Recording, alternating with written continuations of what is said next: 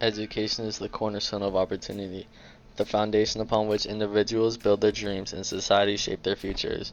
It is more than a privilege. It is a right, a pathway to empowerment and equality. Yet in moments of our history, the door of education has not been opened to all. For James Meredith, the pursuit of knowledge at the University of Mississippi was not just a personal ambition, it was an act of defiance, a declaration that education belongs to everyone. His courage to claim that right tested the nation's commitment to its ideals and forced us to ask, how can a society thrive if the cornerstones of its progress, education, is denied to some? To ensure all students' educational rights, the federal government faced the responsibility of making education available to all, which paved the way for blacks to receive a higher education. Defying limits, James Meredith's fight for the right and responsibility at Ole Miss. It all started January 1961, where James Meredith, a black Air Force veteran, applied to the University of Mississippi. Despite meeting academic qualifications, his race becomes a barrier. Mississippi's segregation policies prevent his admission into the university and causes Meredith to fight back. By the late 1950s, the civil rights movement was gaining momentum. The Brown v. Board of Education decision, 1954, which declared racial segregation in public schools unconstitutional, had set a legal precedent. However, states like Mississippi resisted integration. Meredith saw that education as a powerful tool to challenge these systems of oppression. Meredith's application to Ole Miss was not just about gaining an education, it was a deliberate act of protest. He later described it as his divine responsibility to advance civil rights. He sought to directly challenge the racial segregation enriched in the Mississippi's flagship university, a symbol of white supremacy in the state. January 1961, Meredith applied to the University of Mississippi knowing the likely backlash. At the time, Ole Miss had never admitted a black student. He was academically qualified, having completed coursework at Jackson State College, a historically black college, and was in a good academic standing. The university rejected Meredith's application multiple times, citing fabricated technicalities. This pattern of rejection was a clear attempt to maintain the status quo of segregation. Determined, Meredith sought out the help of the NAACP Legal Defense Fund. The LDF, led by prominent civil rights attorney Constance Baker Motley, represented James Meredith in his lawsuit against the University of Mississippi. They argued that Meredith's rejection was solely based on his race, violating his constitutional right under the 14th Amendment, as well as Brown v. Board, which said that racial segregation in public schools is not constitutional. The LDF successfully argued the case in federal court, leading to the ruling in favor of Meredith. The court ordered the university to admit him, making him the first black student to integrate Ole Miss. The case went through several legal battles, including appeals by the state of Mississippi, before the U.S. Supreme Court upheld the decision to admit Meredith. The LDF's advocacy underscored the federal government's responsibility to enforce rights, laws, and ensure compliance with court rulings. This was a critical pressuring in Kennedy's administration to intervene. Thurgood Marshall, one of the Supreme Court justices, said, "Separate but equal is not equal. Denying James Meredith's admission was a blatant violation of his constitutional rights." After the U.S. Supreme Court upheld the decision that Meredith must be admitted into Ole Miss, Mississippi's Governor Ross Barnett openly defied this ruling.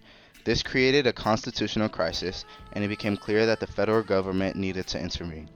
Kennedy ensured that the federal judiciary's authority was not to be undermined, making it clear that the federal government would enforce the court's ruling. Between September 25th and September 28th, 1962, John F. Kennedy and Robert Kennedy held a series of phone calls with Barnett. They emphasized the federal government's obligation to enforce the Supreme Court's ruling and the importance of Meredith's safe enrollment. Barnett insisted that he could not openly support Meredith's admission without losing the support of Mississippi's white population. He suggested a solution where the federal marshals could escort Meredith to campus, but he would publicly remain opposed. Barnett proposed symbolic resistance to save face while allowing Meredith to enroll, such as staging a scenario where federal officials would overpower him at the university. This way he could appear to have fought against integration while avoiding further legal consequences. The Kennedys initially considered this compromise, but grew frustrated as Barnett continued to stall and escalate tensions. Kennedy proposed the idea of having James Meredith Do you accompanied believe by President federal Kennedy ought marshals to as send a troops to compromise. Mississippi? No, sir, I don't think so. I'm all for the governor of Mississippi. I think he's doing right. No, I definitely do not. I hope that our governor here will protect this school as well as the governor of Mississippi is doing Ole Miss down there. Sure do. Why do you feel that way? Well, I don't think it's right to deny anybody an education, no matter what color they are. Maybe it's because I'm from the North, but I just don't believe in it at all. Do you believe Governor Barnett is doing right? No, I don't. I think he's a fool for what he's trying to do. Do you believe President Kennedy ought to send troops to Mississippi? No, I think that would be a bad mistake too. While some agreed with Kennedy and wanted James to be enrolled, others did not. They felt that the federal government should not interfere with the state and that the state should be able to have segregation if that's what was voted upon by the people. They saw Kennedy's interference in support of James as embarrassing and was causing an unnecessary spectacle of the situation.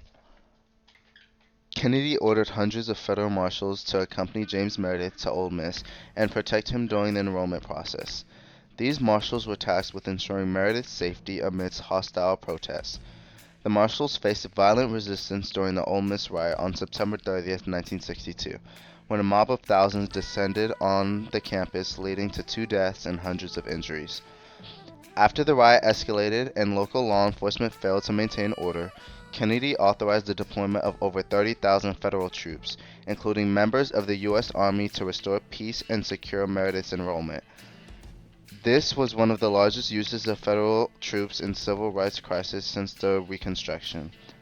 JFK addressed the nation to emphasize the importance of obeying Americans federal are free law and sure and to maintaining disagree order. with the law, but not to disobey it. For in a government of laws and not of men, no man, however prominent or powerful, and no mob, however unruly or boisterous, is entitled to defy a court of law.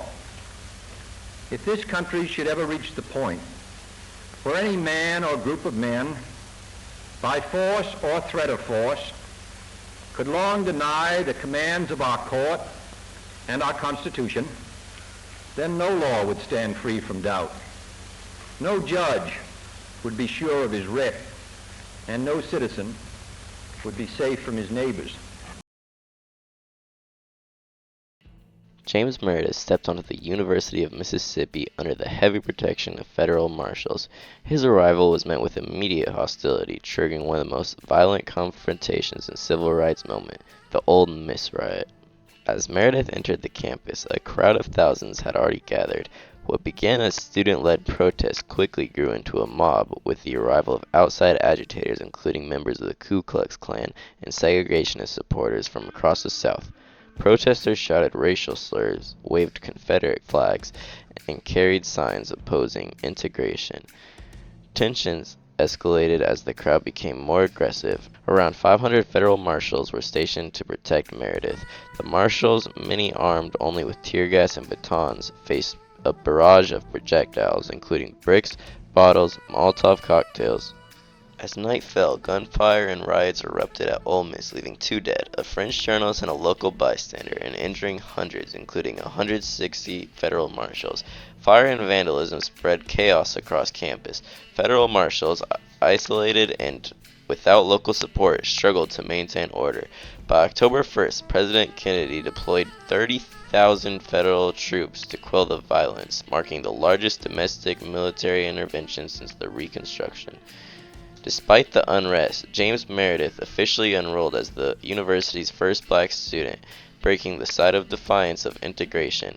Today, Meredith's legacy is seen in diverse classrooms and campuses across the United States, but his story reminds us that rights come with responsibilities. The responsibility to challenge injustice, to uphold law, and to ensure that the promise of equality and opportunity are available to everyone. As we reflect on the theme of rights and responsibilities, James Meredith's journey teaches us that progress requires both bold action and an unwavering commitment. It is a call to continue the work he began, to protect the rights of all people, and to honor sacrifices of those who dare to break barriers for future generations.